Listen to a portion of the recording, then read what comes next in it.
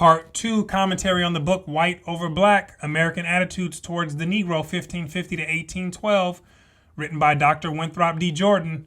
And in Part 1, we discuss some of the outrageous ideas that were expressed about the Africans by the English during their early encounters, right? And so now in Part 2, this brings us into the setting of the early enslavement of the Negro by the Spanish and the Portuguese, and the influence that it had on the English, right? So here we go. At the start of English settlement in America, no one had in mind to establish the institution of Negro slavery.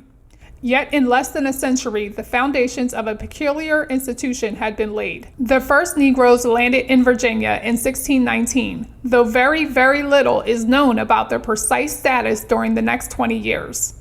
Between 1640 and 1660, there is evidence of enslavement, and after 1660, slavery crystallized on the statute books of Maryland, Virginia, and other colonies.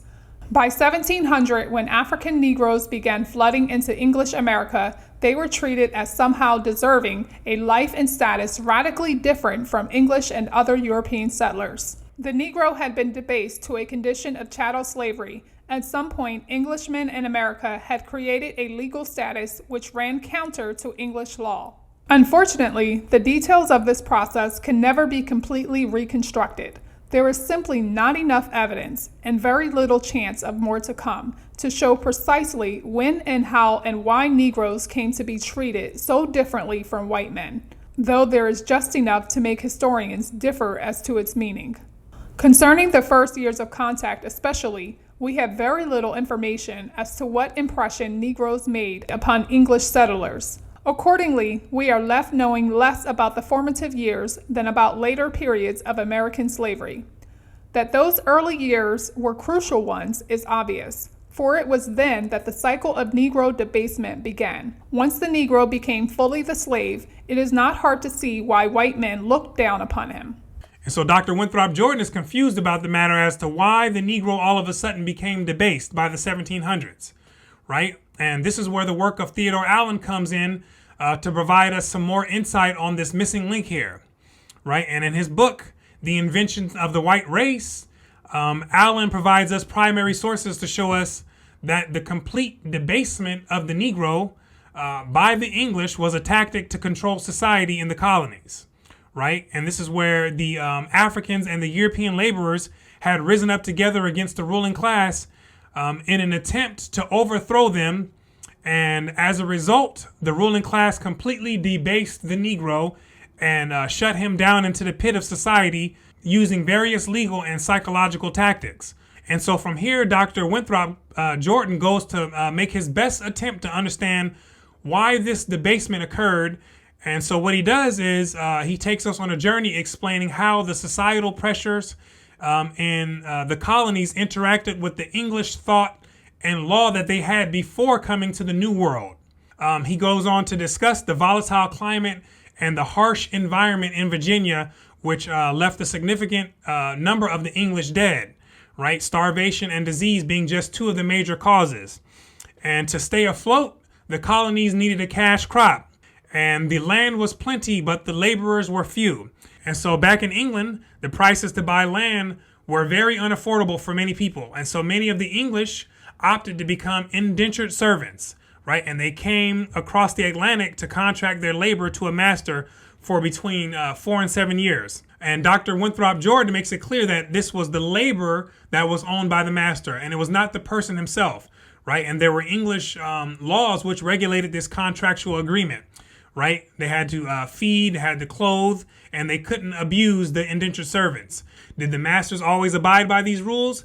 Absolutely not, right? Especially in the earlier days in the colony, right? Dr. Audrey Smedley and Dr. Jacqueline Batalora both describe in their books how the English servants and the Negroes were treated the same in these very earlier years of the colonies. As things turned out, it was indentured servitude which best met the requirements for settling in America.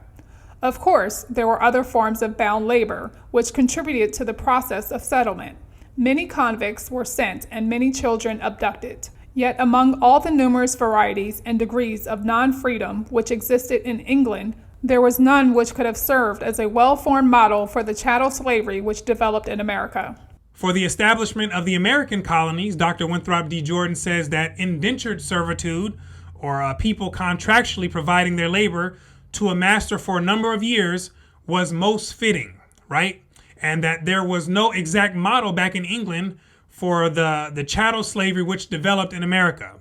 So what were some of the differences between indentured servitude and chattel slavery in America?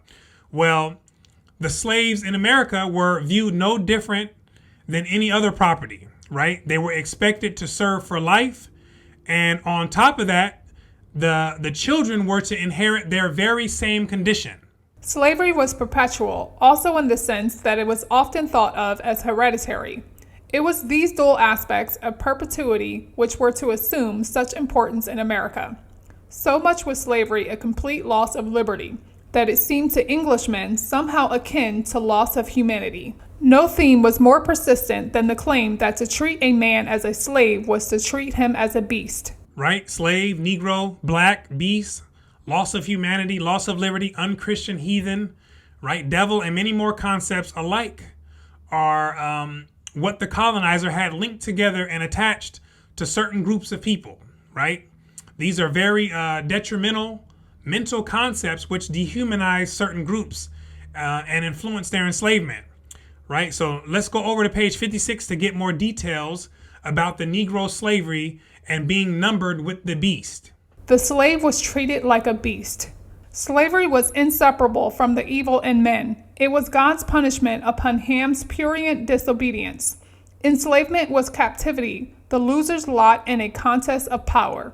Slaves were infidels or heathens. On every count, Negroes qualified. Right? On every account, we see that the Negro was qualified to fill this position of being a slave. Europeans had already labeled him as black, which had many derogatory ideas linked to that name in much European culture, right? And English had already branded the Negro or black person as a heathen, and they used the idea of God to find justification in their doings, right? And so according to Dr. Winthrop D. Jordan, the actual idea for the English to enslave the Negro was influenced by the Spanish, right? And the Portuguese, which had already been enslaving those who they had created as Negro since the 1400s, right? And you have Richard Hakluyt and Samuel Purchas had supplied reports to the English society on how Spanish and the Portuguese were taking Negroes, and in many cases, those who they created as Indians,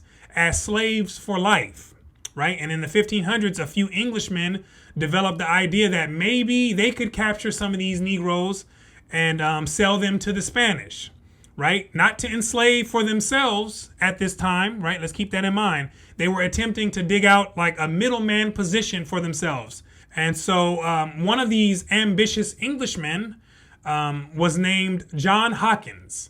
And so let's find out what happened on his 3 attempts at doing this. On the first voyage in 1562, Hawkins learned at the Canary Islands that Negroes were very good merchandise in Hispaniola and that store of Negroes might easily be had upon the coast of Guinea. At Sierra Leone, Hawkins got into his possession, partly by the sword and partly by other means, 300 Negroes at the least.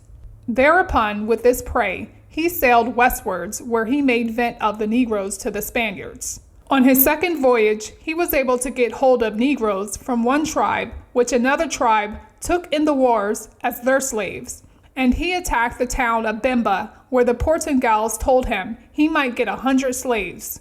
On the third voyage, in 1567, Hawkins agreed with an African chief to join in attacking another town, with promise that as many Negroes as by these wars might be obtained, as well as his part as ours, should be at our pleasure. Eventually, the English obtained between 400 and 500 Negroes, wherewith we thought it somewhat reasonable to seek the coast of the West Indies, and there, for our Negroes and other our merchandise, we hope to obtain some gains. Right? So on the first voyage in 1562, John Hawkins went to Sierra Leone and by the sword came to possess at least 300 Negroes. Why? Because he had heard that they were good merchandise to be sold to the Spanish. And so he was looking to exploit an opportunity, right? And so on his second voyage, he got some of the Negroes from an African tribe who owned slaves from a different tribe that they had captured in war, right? And on his third voyage, he teamed up with an African chief to attack another tribe and was promised that he could have as many Negroes as his heart desired, right? Now pay attention here to the African involvement, right? And this is a part that many people want to try to avoid because they have bought into this idea created by the colonizers that everyone is supposed to actually be the same people because they have similar skin color, right? And physical features, right? People actually believe this to be true, right? To this day, right? And so the colonizers created those ideas for their own convenience, right? And those assumptions never have, are not now, and never will be true, right? And this is no matter how many people on earth buy into that belief, right? People group themselves together with others who they have a natural affinity towards, which is based on chemistry, values, interests, goals, and other internal matters, right? Which have very little to do with the outer characteristics. And this is why tribal Africans could team up with the Englishmen to attack another tribe's town and then provide the Englishman with as many Negroes as he could possibly obtain, right? So let's understand this thoroughly, right? And so John Hawkins was taking these Negroes to be sold to the Spanish. And on his third voyage, he got caught by the Spanish and dealt with appropriately. Now, let's move forward and find out just how the Portuguese were dealing with the Negroes that they had in their possession. The Portugals do mark them as we do sheep with a hot iron, which the Moors call crimbo. The poor slaves stand all in a row and sing Mundale que sumbela he careha belale, and thus the poor rogues are beguiled. For the Portugals make them believe that they that have not the mark is not accounted a man of any account in Brazil or in Portugal, and those they bring the poor Moors to be in a most damnable bondage under the color of love. Right, and so the Portuguese would burn and brand the slaves with hot iron and trick them into thinking that they needed to be marked or else they wouldn't be counted as a man when they were brought back into the country, right? So this is the wild stuff that they were doing. And think about it. In order for people to do stuff like this, they had to see these people as beasts, right? And non-human, like we talked about earlier. And so in the 15th and the 16th century, the Spanish and the Portuguese had set some of these examples in regards to the treatment and the appointment of the lifetime status of the Negro being a slave, which would influence the English going into the 17th century, right? And so here we go. For by 1640, it was becoming apparent that in many of the new colonies overseas, the English settlers had obtained Negroes and were holding them, frequently as hereditary slaves for life. In considering the development of slavery in various groups of colonies, the above passage of, if not by, Paul Baines can serve as a summary of the most essential features of the Negro's status as a slave. As the passage suggests, that status was at first distinguished from servitude more by duration than by honorousness. The key term in this and in many other early descriptions of the Negro's condition was perpetual. Negroes served forever, and so would their children. Englishmen did not do so. See that? By 1640, the English colonists were already holding those who they had labeled as Negro or blacks as slaves for life, right? According to Dr. Winthrop D. Jordan. And he says that this was the most essential feature of their condition, right? With the key term being perpetual. That means them and their descendants. Did they achieve their objective? Look around for yourself and you be the judge, right? The colonists created a name for them, right? Forced them into an environment in which made them adopt and create a largely crippling culture, which perpetuates a mental group image of always being a victim and always at the mercy of other people's actions, right? And many of them will fight vigorously, right, to keep that name, culture, and that worldview, right? And when you understand and comprehend that, then you'll truly understand what the colonists set out to do by creating perpetual slaves, right? So this is the end of part 2 commentary on the book White Over Black, American Attitudes Towards the Negro, 1550 to 1812, Dr. Winthrop D. Jordan. And in part 3, we'll be discussing the perpetual slavery in the West Indies and the enslavement in New England, right? And so I want to thank you for watching until the end. My name is Brooklyn St. Michael, and I'll see you on part 3.